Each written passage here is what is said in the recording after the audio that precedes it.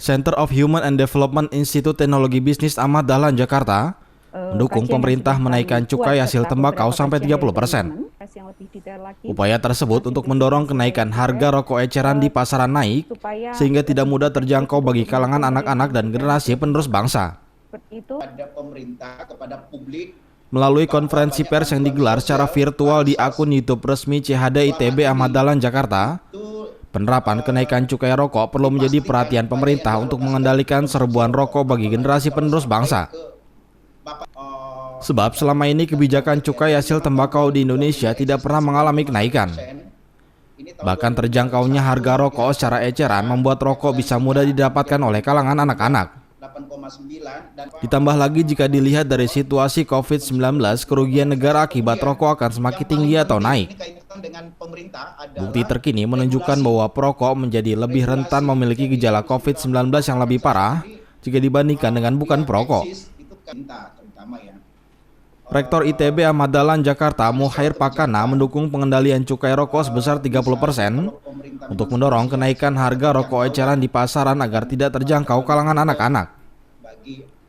Mukhair Pakana mengingatkan tak hanya kenaikan cukai rokok, namun juga harus dibarengi dengan adanya pelarangan penjualan rokok secara eceran.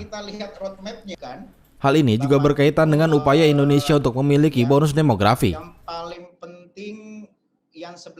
Saya sering kali katakan soal bonus demografi ya, bonus demografi yang katanya 10 tahun akan datang ya, itu kan kalau 10 tahun atau 20 tahun akan datang itu kita tidak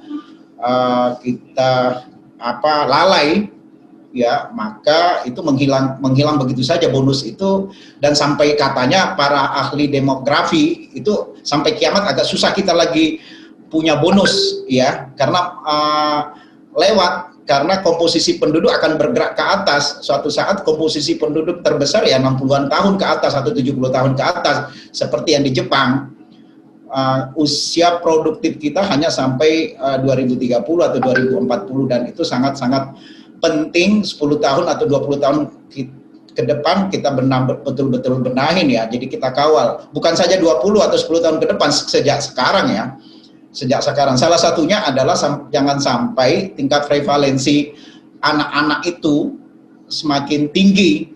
Kita dorong, tapi kita ketuk pulau nuwun. Sementara itu, Ketua Lembaga Yayasan Konsumen Indonesia atau YLKI menilai persoalan pengendalian tembakau di Indonesia mengalami kedaruratan. Hal ini didasari karena tingginya jumlah prevalensi perokok di Indonesia. Jadi kita mengalami darurat dalam konsumsi tembakau di Indonesia saat ini. Mengapa darurat? Karena tadi prevalensi merokoknya sangat tinggi, terus naik, dan itu merupakan tercepat di dunia. Kemudian kita juga darurat karena masih ada iklan rokok, dan darurat karena cukainya juga sangat rendah, dan sistem yang rumit itu, dan kemudian aspek-aspek yang lain yang menjadi kedaruratan dalam konsumsi tembakau itu. Jadi di satu sisi kondisinya adalah emergensi, sudah darurat, tapi regulasinya masih sangat lemah ya, sehingga menjadikan sebuah upaya yang lalu yang diharapkan dari pemerintah dengan upaya untuk meningkatkan sumber daya manusia, kalau kemudian kondisi hulunya tidak diperbaiki. Kayaknya di mana gitu ya.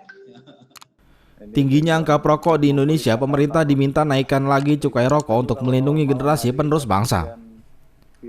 Tim TV memberitakan.